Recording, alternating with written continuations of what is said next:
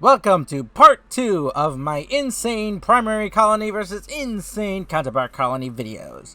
Today, we finish off this series before the fire ant update arrives. Today, we decide if my colony is worthy of survival, or if it is only meant to be sent into the trash heap.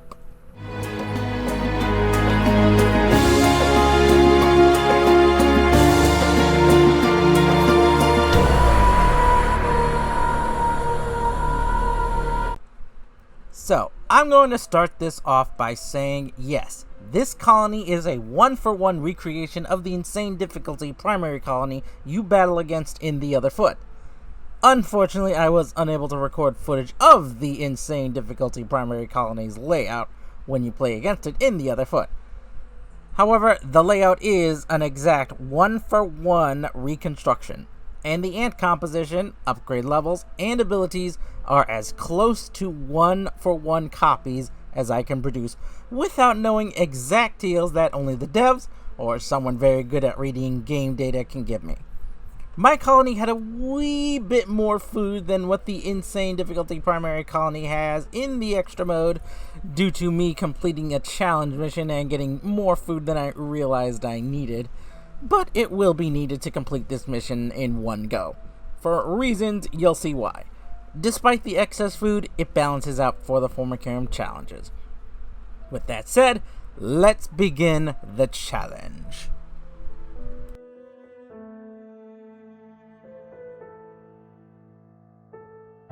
I'm afraid we've ran out of time.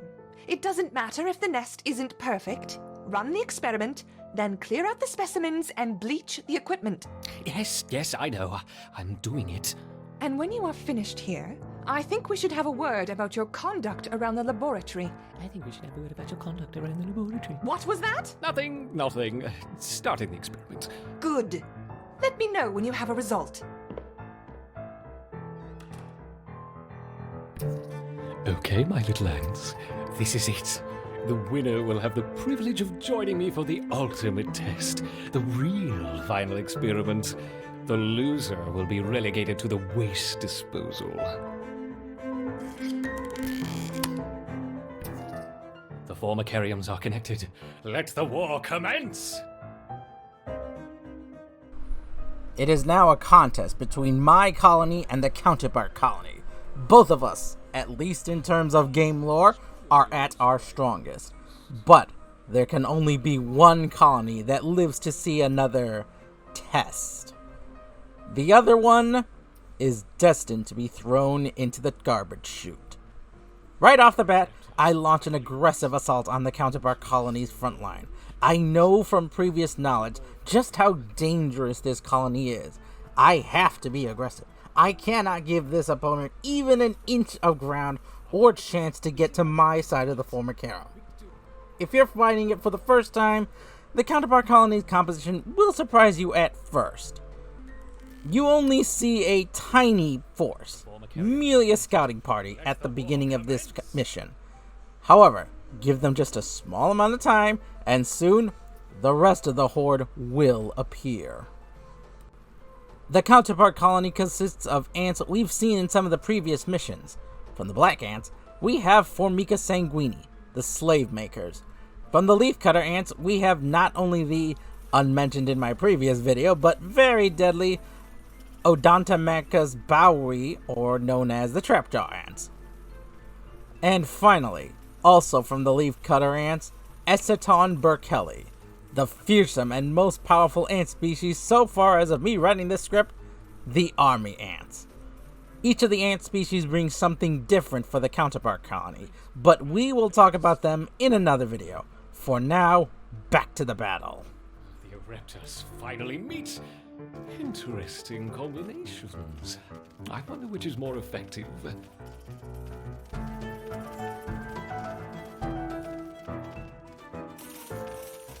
Our Ereptors are beating back the counterparts. Victory seems within their grasp. But what's this? Could it be the almighty hand of God? Despite my aggression, the Counterpart Colony has an ace up its sleeve. A gloved ace, actually, sitting inside of a sleeve. The Scientist. wanting to test my colony and see just how far along we've come, he decides to intervene just when I gain the upper hand. As my colony begins to funnel the Counterpart Colony's forces in a way that allows me to swiftly kill them while losing as few forces as possible, Mr. Handyman chooses this is the perfect time to decide to play favorites, as he levels the playing field by squishing my ants as they are engaged in battle. The longer I remain within strike range, and especially above ground, the more he squishes, targeting the largest groups of ants. And with how closely packed my main force is, his first hit destroys most of my forces. His second annihilates my warriors, still barely holding the line, and the final hit slaughters what little strength remains of my first initial assault. Without sufficient forces to hold the Counterpart Colony back, they break through and gain control over their entrance and their own half of the Formica. With the first wave wiped out, I quickly send my warriors to begin gathering, resupplying food, as my first major loss of army wipes out over 1,000 food. But because of my food supply nearby, I regain momentum and resume the attack. But the Counterpart Colony has already begun to assault my half of the Formica, as battle is joined once more, this time, however, in the tube. The great battle has disturbed the praying mantis. Mr. Handyman chooses this is a good opportunity to say, I don't like you, to my colony, and drops several praying mantis to attack my forces from behind, at the worst possible time, mind you.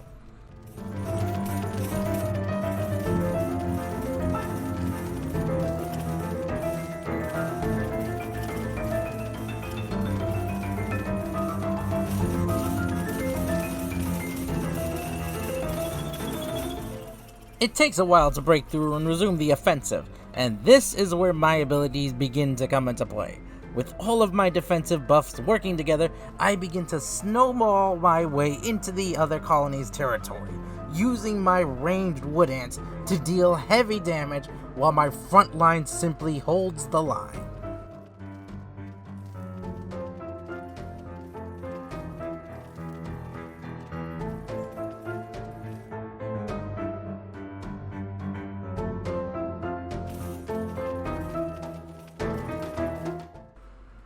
After an initial skirmish, I fall back to temporarily regroup and push my offensive again. However, now with reinforcements reaching the front line slower, the opposing colony's advantages with their warriors begin to snowball, as thanks to their superior numbers and just how brutal they are to fight against, combined with the fact that now they have the defender's advantage, they begin to roll over and force me back once more onto the defensive, back towards my side of the Formica. I wonder, what would happen if their queen was threatened? Yes, these mole crickets should reveal the relevant behaviors.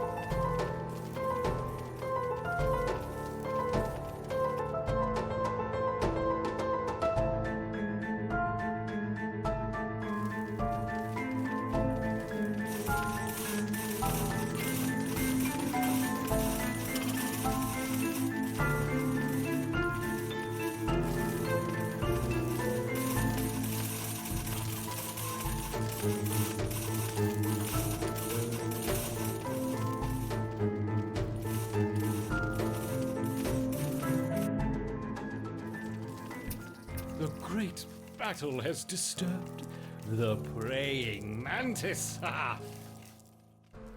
And I'm once again reminded of how much my colony hates Mr. McDumdum. My tankiest forces are trying to break through the mantis, and my ranged forces at the front are losing protectors. With their falls comes more losses. However, the opposing colony is suddenly absent of forces. Once the final mantis is gone, I realize what had just happened. They had no more soldiers to throw at me. Their resources are spent. They cannot produce and send more waves of warriors to kill me. This is my best chance to resupply again for the final assault, because even though she is out of forces, the opposing Ereptor Queen has one more trick up her own sleeve.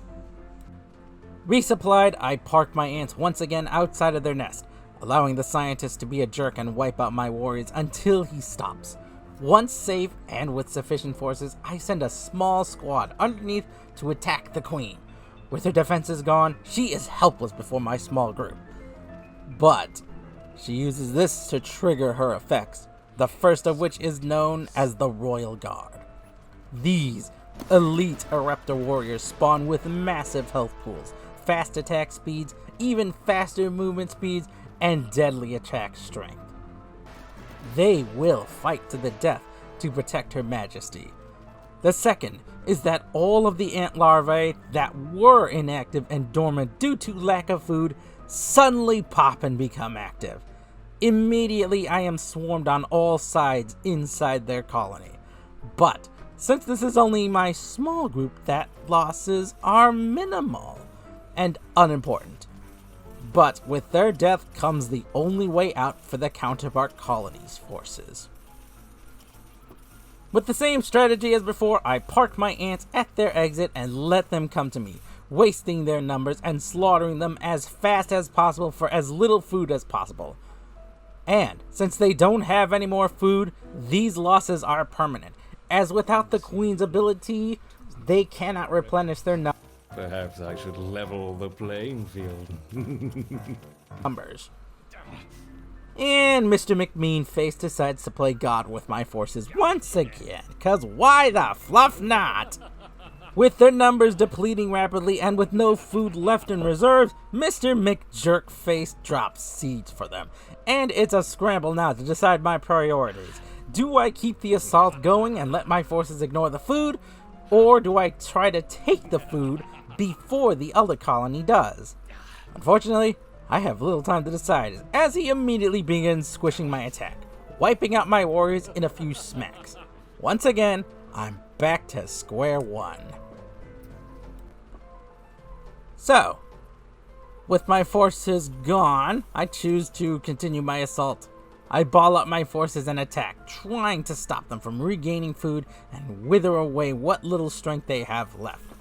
Fortunately, I had reinforcements rejoin the battle swiftly, and within moments, their reserves were empty once again, their numbers drained, and the Queen had no more cards left to play.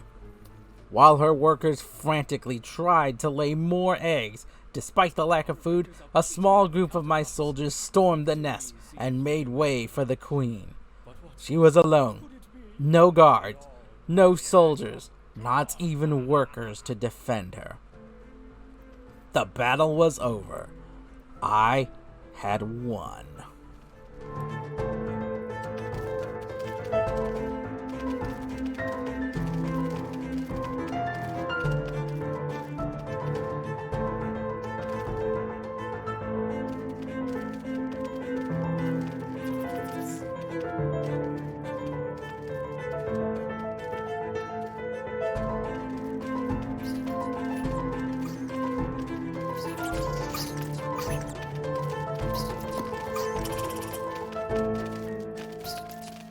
Excellent progress, my Ereptors. Strike at your nemesis. There can be only one. Perfect. I knew my Ereptors would prevail. Now we can prepare for the real... Have you finished yet? Yes, our Ereptors have dominated the Formicarium. Wonderful. I expect a full report by the end of the week. For now, you can start by clearing away. Make sure anything contaminated with that jelly goes straight to the incinerator. Yes, very good.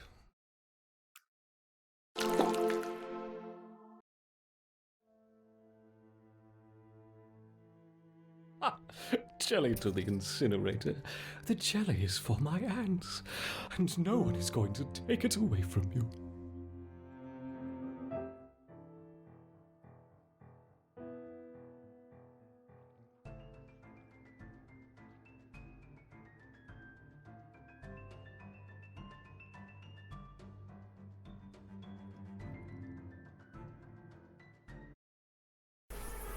Hope you all enjoyed that. The next time I make an Empires video, we'll be talking about the two colonies, what makes them strong, and how to win against both while playing as both. See you after the fire update, people. Toodles! Pathetic, useless ants. Perhaps this new colony will prove to be a superior research subject.